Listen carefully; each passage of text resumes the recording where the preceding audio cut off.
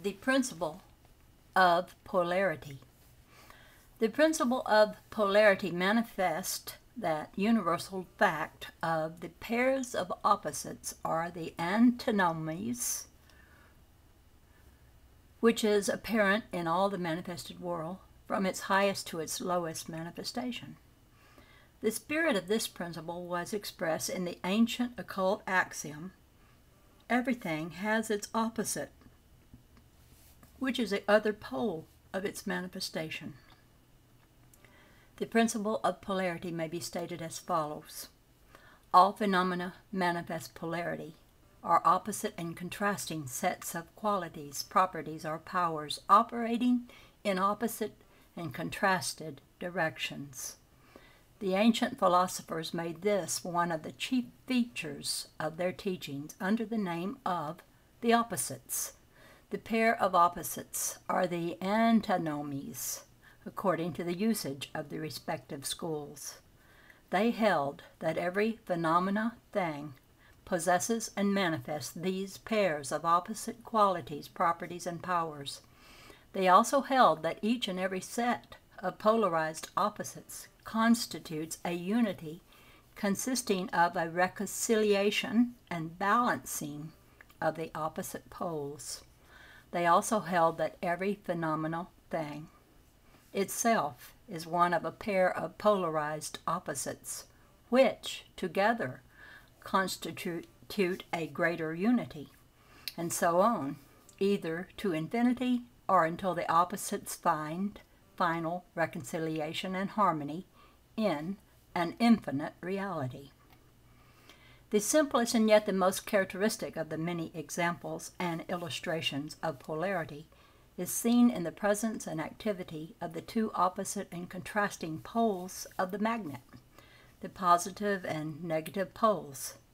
The magnet is one, a unity consisting of a balance and a reconciliation of the two opposing poles and their respective activities and powers. The illustration is typical and fully illustrates the general principle. We may see evidences of polarity in any direction toward which we may turn in our search. There is always an up and a down, a top and a bottom, high and low, a right and a left, a forward and a backward. There is always a past and a future, a now and a then, a before and an after, a day and a night, a time and an eternity. There is always a fast and a slow, a motion and a rest, a hot and a cold, a good and a bad, light and dark, a conscious and an unconscious, an active and an inactive, an involution and an evolution, an analysis and a synthesis, a thesis and an antithesis, a male and a female, a positive and a negative, a youth and an age, health and a disease, a building up and a tearing down, a birth and a death, a coming and a going, a life and a death, material and immaterial, a heavy and a light, an abstract and a concrete, a long and a short, a broad and a narrow, a large and a small, a north and a south, an east and a west, a love and a hate, a courage and a fear, a faith and a doubt, a belief and a disbelief, a truth and an error, and so on ad infinitum. Whenever we see a phenomenal quality, property or characteristic, a state or a condition, we are fully justified in assuming the existence of an opposite to it. Which opposite thing will be found to act in the opposite and contrasted direction to it? This is infallible and invariable rule of phenomena existence. In case the opposite of a thing is not known to us because it has not as yet been discovered by or made known to us, nevertheless, in such case we are fully justified in ascribing to the unknown opposite the qualities and characteristics diametrically opposed to the known opposite. The rule is this: Whatever is affirmed of one of a pair of opposites must be denied to the other, and whatever is denied to the one must be affirmed of the other. So true and infallible is this rule that it may be applied and employed as the basis of logical reasoning from the known to the unknown for the purpose of discovering the latter. One of the most surprising features in this discovery is that we finally perceive that the two contrasting sets of qualities are really but two aspects or phases of the whole thing, the real thing or thing in itself, the unity of the two, instead of being two separated and distinct things. Or, stating it in other words, we discover that the two opposing sets of characteristics are merely relative to each other, and together form a correlated unity and balanced whole. As an illustration of the fact just stated, we may consider the two opposites known as hot and cold, respectively. Surely there can be no two qualities apparently more distinct and separate from each other, more diametrically different from each other. But careful examination shows us that the two contrasting things are really but degrees, conditions, and states of the same thing. There is no such thing as an absolute hot or an absolute cold. There are merely different degrees of this hot-cold pair of opposites, which for convenience we call heat. We cannot point out a place in the thermometer where heat ceases and cold begins, or vice versa. The two states or conditions blend into each other, and any statement regarding them is found to be merely comparative. If we place one hand in a bowl of very hot water and the other in a bowl of ice-cold water, and then suddenly withdraw both hands and plunge them into a bowl of lukewarm water, what happens? Simply this, that we find that the hot water hand feels a sensation of coolness, while the cold water hand feels a sensation of heat, each experience resulting from the comparison with the previous experience.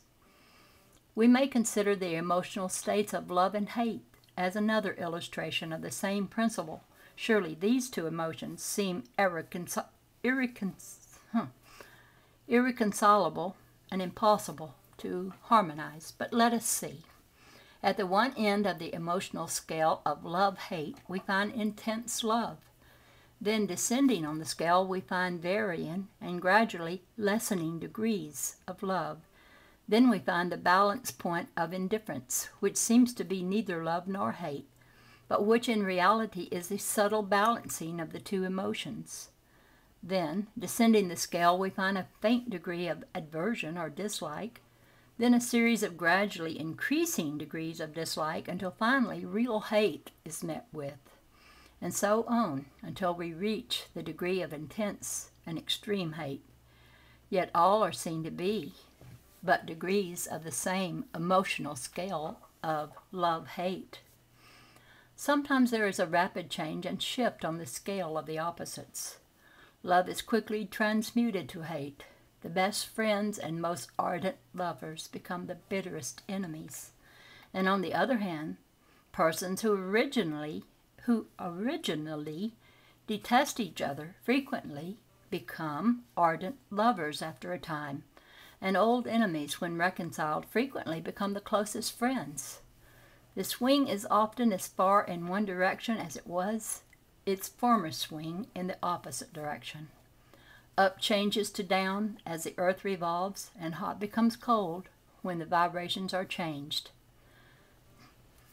This also applies to hard and soft, tenuous and solid, the conditions depending entirely upon the rate of vibrations and the relative positions of the particles of the matter of which the things are composed.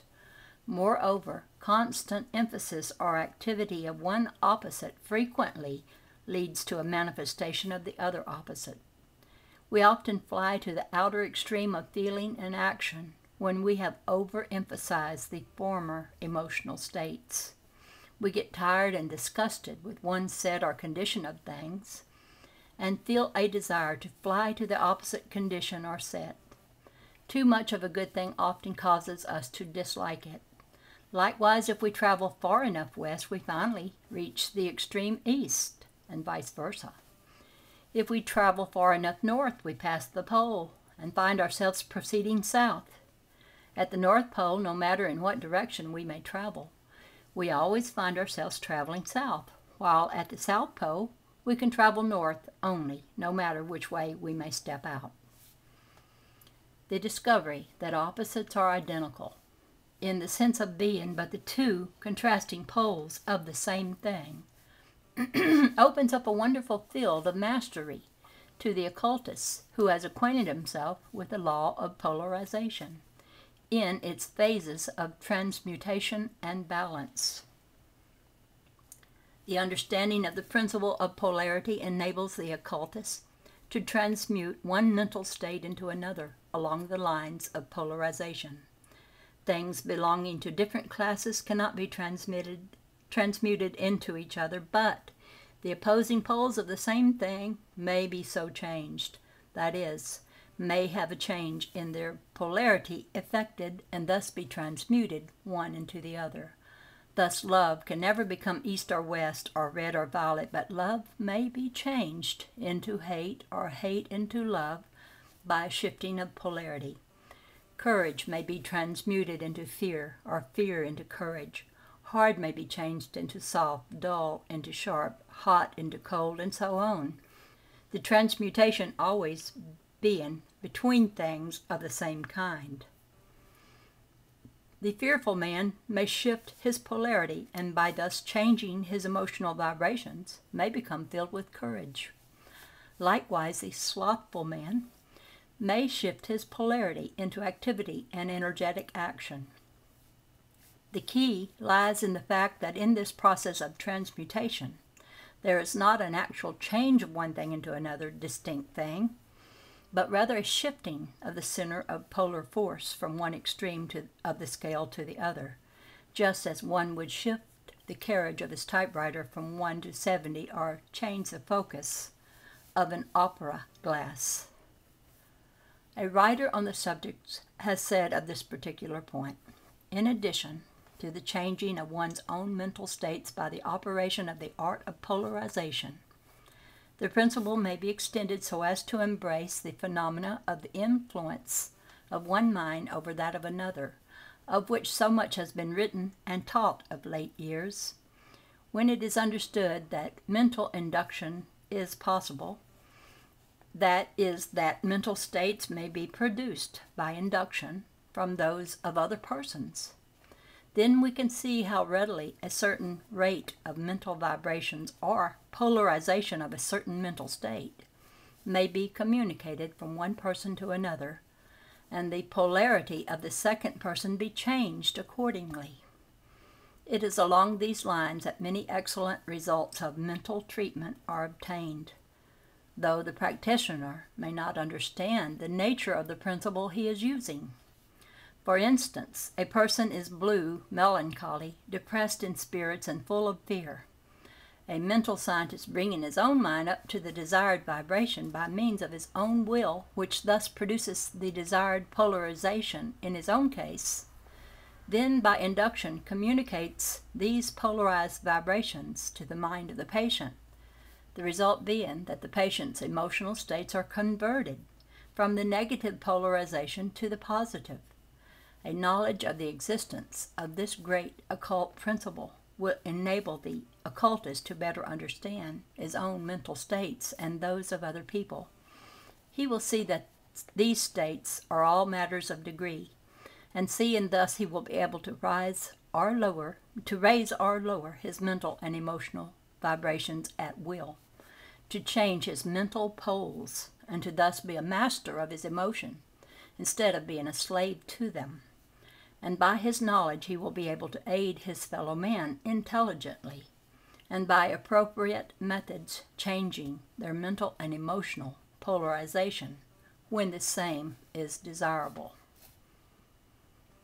In concluding our consideration of the principle of polarity, we ask the student to study carefully the following words, written by one who has a knowledge of the great subject of balance, the art of which consists in finding the center between the two extremes, and thus maintaining a poise and balance, which is undisturbed by any mental or emotional storm. The writer says, "Poise is power. Poise results from balance. Balance is secured by adjusting and maintaining the center between the poles of the pairs of opposites. By balanced poise, the master neutralizes polarity and rhythm by resolving them into unity. In the heart of the storm is peace. In the center of life there is poise and power. Seek it ever, O Neotype, for in it thou shalt find thyself." The foregoing sentence composed the substance of an ancient arcane aphorism in which is contained the seed thought generated in the centuries of thought and experience of the arcane teachers. Do not pass it by because of its simplicity. Poised balance is the aim and goal of the arcane initiates. It is the secret of mastery. There is always a center of everything. But the center exists only because of the existence of the circumference. There is always a point or poise between the poles of every pair of opposites. But that point exists only because the extremes exist, and in the central point is always found the power of the whole event or thing. In the center of gravity of the earth, one would be able to remain in a position of perfect poise, unsupported except by the concentrated gravity of the whole earth, so nicely poised that a mere effort of the will would exert sufficient energy to propel him in any desired direction. The power of the opposites are concentrated at the central point. There all power is to be found, and there only the axiom, action and reaction are equal, indicates a central point in which lies the true lever which will move the whole. As the center one is able to use action and reaction without being subject to either, the initiate strives to attain the state of equilibrium and absolute poise. He yearns to master the art of traversing the razor edge of life, balancing himself perfectly, like the trained mental athlete that he is, by means of the balancing poles of the opposites, which he has firmly grasped, pitting the opposites one against the other, balancing law by law. The master traverses the slender tightrope thread which separates the world of desire from the world of will. O Neotype, in the center of life shalt thou indeed find poise and power. In the heart of the storm shalt thou find peace. In the center of the cosmos shalt thou find thyself. He who finds center of himself finds the center of the cosmos, for at the last they are one.